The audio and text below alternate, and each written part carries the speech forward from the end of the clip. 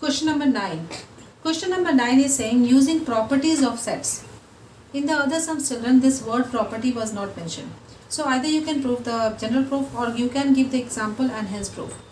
Now over here it is written using properties of sets show that A union A intersection B equals to A and A intersection A union B equals to A.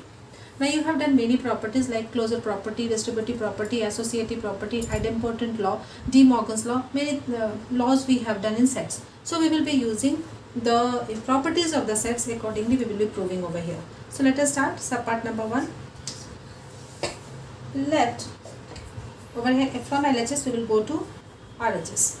So LHS equals to A union A intersection B. This equals to, we will be using the distributive property over here, A union A intersection A union B. What we will be writing over here?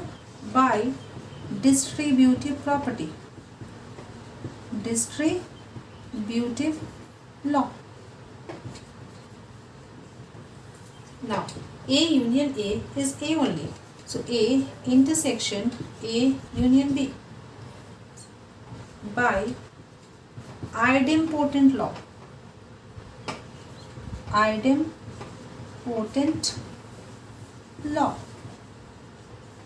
Over here the union of the any set with itself is the set itself. It is called the idempotent law. Now this will be equals to A intersection A union B. A is the smaller set obviously and A union B is the bigger set. So intersection of a smaller set and the bigger set always gives the smaller set. So this will be equals to A and hence this equals to RHS. Let us do number 2 now.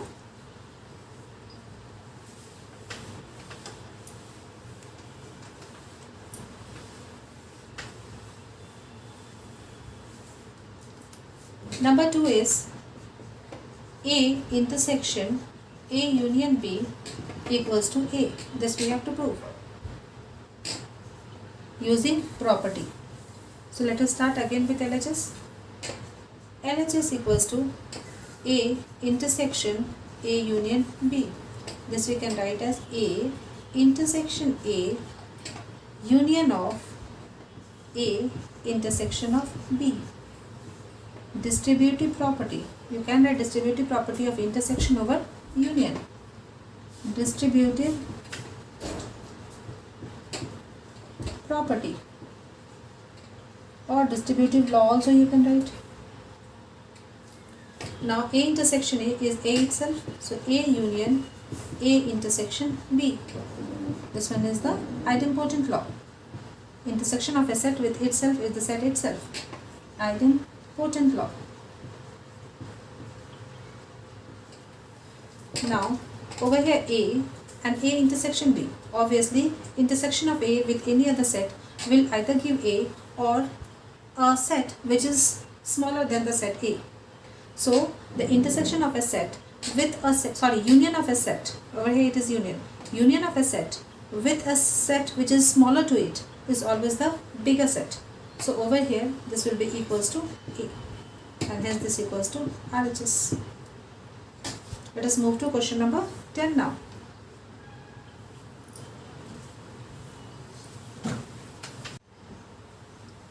Now question number 10 children.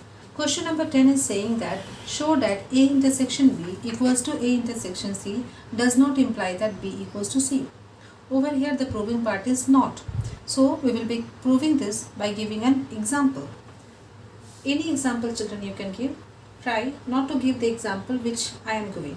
Give some other examples. Infinite examples can be given. So over here solution. Take the simplest examples. Take the number of the elements of the set A, B and C least possible way. Now I am taking suppose set A is equals to set containing 1, 2. Then set B I will be taking either both the elements or any one element so that A intersection B should come some element. So I am writing over here 1, 2 and 3. Now clearly over here A intersection B is coming as set containing the elements 1, 2. Now let us take the element C as. Now the element of C we will be taking such that A intersection C should be equals to A intersection B. Now A intersection B is coming as 1, 2. So A intersection C should also come as 1, 2. So I'll be writing over here 1, 2 definitely. But I'll be not writing this element B, because if I do A intersection C, over here A intersection C, it should not be equal that B is equals to C. So I'll be writing some any other element by whatever you wish or I wish. So over here clearly A intersection B equals to set containing 1, 2, and A intersection C is also containing set is also equals to set containing 1, 2, but the set B is not equals to set C, because set B is the elements containing 1, 2, 3 and set C is the elements containing 1, 2, 5. In order to be equal, the element should be exactly same, and hence proved. So better you write hence A intersection B equals to A intersection C does not imply B equals to C. Hence proved.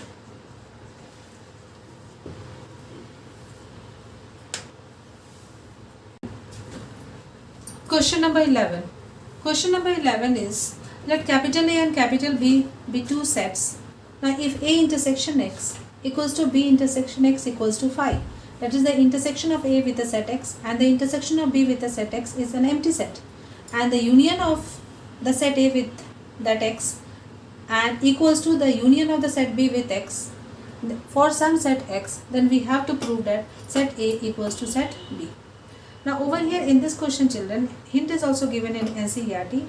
Actually we have to prove set A equals to set B using these conditions only. So we can arrange set A in this form and set B in this form, and hence using the property we can prove it. So let us prove it. Proof. Now we can write A equals to A intersection A union X. Obviously when we do the intersection we get the smaller set. Now A union X obviously is a bigger set than the A. It will be equals to A or bigger than A, but not smaller than A.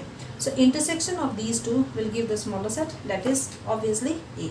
So we can write A equals to A intersection A union X. Now this I can write as A intersection of, now A union X equals to how much? B union X. So A intersection of B union of X. Let us make it equation number 1 and this as equation number 2. So here we will be writing from 2. Now over here this equals to A intersection of B union of A intersection of X using distributive law. Distributive law of the intersection over the union. Now this equals to A intersection B union of 5. See over here, A intersection X equals to 5. So we'll be writing using 1. Now this we will be writing as A intersection B as 5 is identity element. Identity element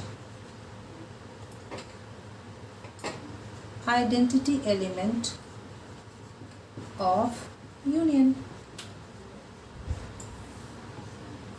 So we got over here A equals to this much and we got the result as A is equals to A intersection B. Let us make it equation number 3. Now similarly we will start with B and we will be proving that B is equals to A intersection B only. Let us do that.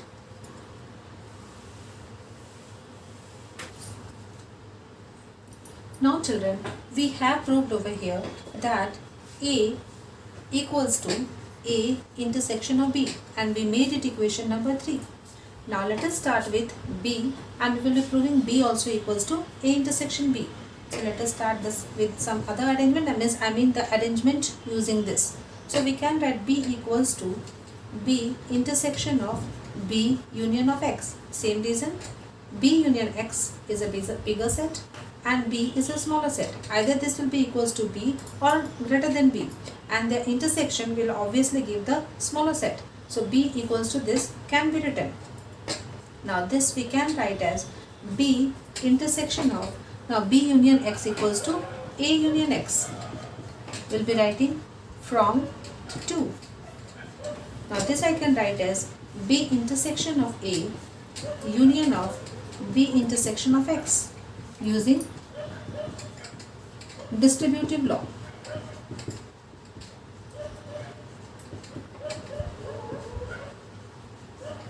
Of intersection over union. Now this I can write over here B intersection of A union, now B intersection X, B intersection X is 5 from 1.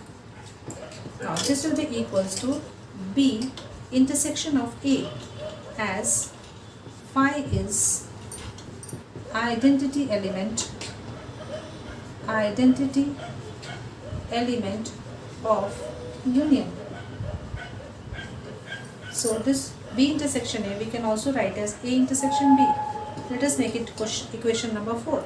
So from equation number 3 and 4, A equals to A intersection B and B also equals to A intersection B. So we can write equation 3 and 4 implies A equals to B, and hence it is proved.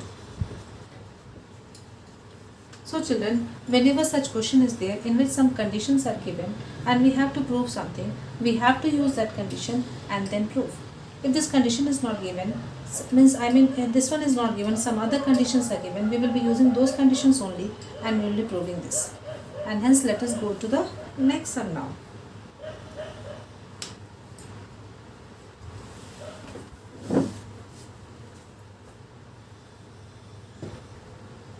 Question number 12. Question number 12 of miscellaneous exercise on chapter 1 says that find sets A, B and C such that A intersection B, B intersection C, A intersection C are non-empty sets. That is, their intersection have some element, and A intersection B intersection C equals to 5. So then again I repeat, you can take any example of the sets A, B and C which satisfy the given conditions. Take the examples which are not given by me. Some other examples you provide. But again an advice, take the simplest example. Don't take complex examples. So I am taking over here, suppose set A is equals to simply set containing the elements 1, 2. So let us take set B is equals to set containing 1 and 3. So obviously in A intersection B will be equals to 1. And set C. Now set C, the smart way, you should suppose that the elements of the set C, you should be taking the elements which are in A and B but which are not coming in the intersection. Here A intersection B is coming as 1. So if I write 1 over here, then A intersection B intersection C will not be equals to 5. I think you understand, children. So I will not be taking that element which is coming in the intersection of A and B, and I will be taking that element which is except that the common element of A and B. So I will be writing over here 2 and over here this one 3, and if any other element you wish, you write or you can leave. So I am writing over here 2, 3 and 4. So obviously over here over here 3 we have to write, children. See over here B intersection C, I have to get an element common. So this 3 I have to write, this 2 I am writing, so that C intersection A should also come and means this common element we don't have to write in C. This you keep in mind. Now so here we will be writing clearly A intersection B, how much it is coming? Set containing 1. B intersection C is equals to how much it is coming? Set containing 3. C intersection A, how much it is coming? In these two, set containing 2. But A intersection B intersection C is equals to 5. There are no element which is common to all the three sets A, B and C, and hence shown. So take care over here that don't take the common element, take the elements which are remaining over here, and one or two more element if you wish to write, you write over here. Otherwise you can write these two, or that also is sufficient. Now let us move to question number 13.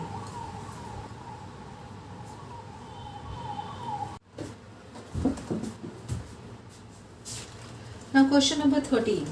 Children, take the book, open the book, exercise, miscellaneous exercise, and question number 13. Question number 13 is saying that in a survey of 600 students in a school, the total number of students who were surveyed is 600. 150 students were found to be taking tea, 225 taking coffee, 100 were taking both tea and coffee. Find how many students were taking neither tea nor coffee. In total number of students, some students are there who neither take tea or coffee. So obviously, in this question it is clear that 600 is not the number of the union of the sets. This you should understand, children, by going through the question. It should be clear that the total number is coming under the union or under the universal set. This should be in your mind. So let us start. Let U be the set of students who were surveyed. The next is T. T be the set of students taking tea.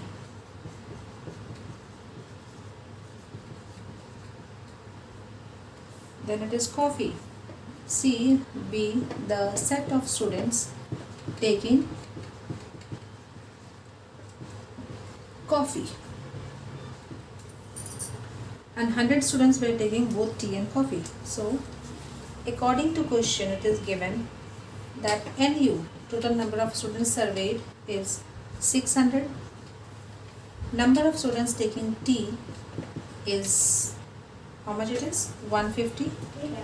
And number of students taking coffee is 225.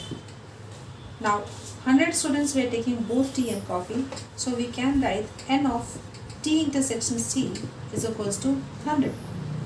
Now question is asking, find how many students were taking neither tea nor coffee. So required to find, what we have to find? Neither tea nor coffee, that number of students who take neither tea nor coffee. So N of T dash intersection of C dash we have to find. I think you understand the question. Total number of students surveyed is 600. Number of students taking tea is 150. Number of students taking coffee is 225. And number of students who take both tea and coffee is 100. So we have to find the number of the students who take neither tea nor coffee. So we will solve this and to get this value. Now children, you are knowing De Morgan's law. Now De Morgan's law, you must be knowing that we can write T union C complement equals to T complement intersection of C complement. So over here, to find N of T complement intersection C complement, we can write over here N of T union C complement. Now to find N of T union C complement, it's sufficient to find T union C, N of T union C. Now if we get the value of N of T union C, then N of T union C complement we can get by subtracting that value from 600, because we know that A complement equals to U minus of A. So let us proceed, children.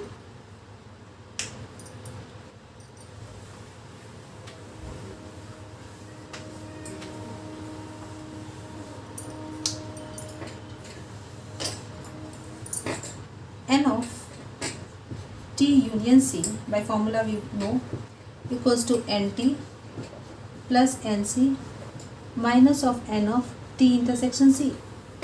This implies n of t union c equals to, let us put the values, 150 plus 225 minus 100.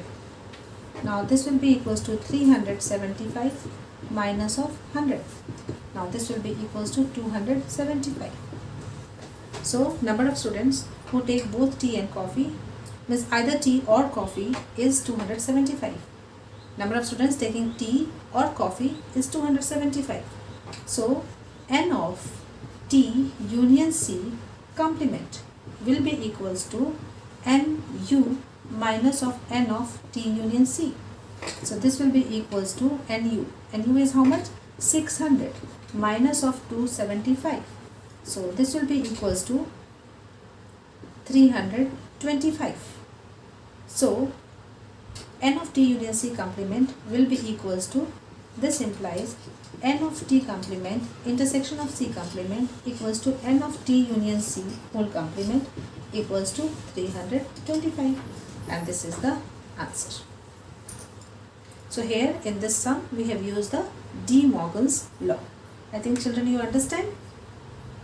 So let us move to next sum, that is question number 14.